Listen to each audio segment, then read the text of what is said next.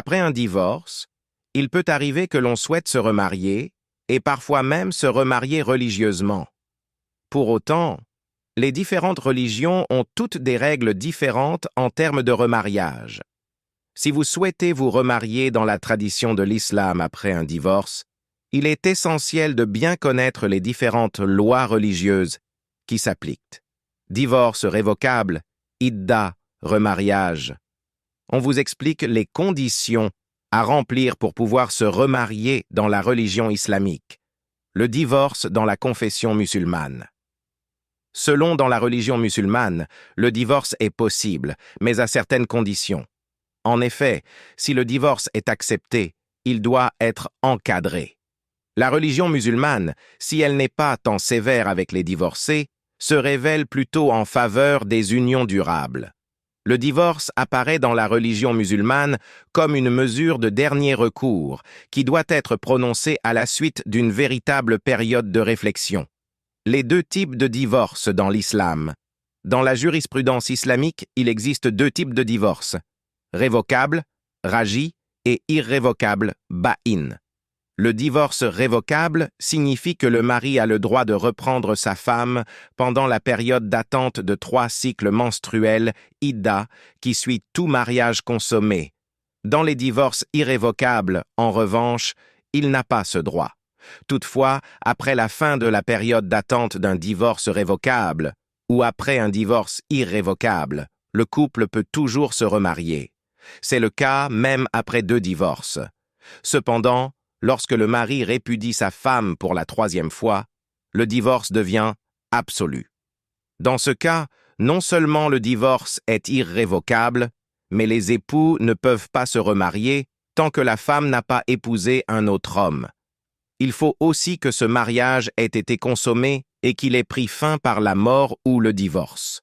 Ce n'est qu'après cela que les premiers conjoints pourront se remarier.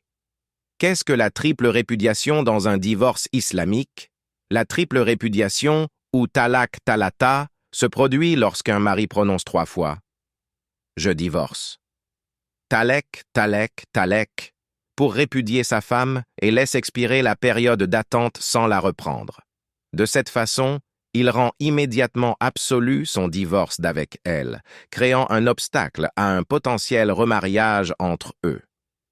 Combien de temps dure la période de réflexion pour un divorce islamique?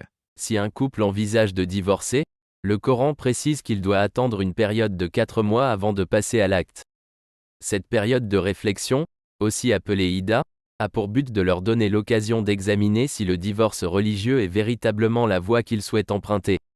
Après cette période, qui est traditionnellement de 3 mois lunaires, soit 3 cycles menstruels pour la femme, le couple peut choisir de se séparer.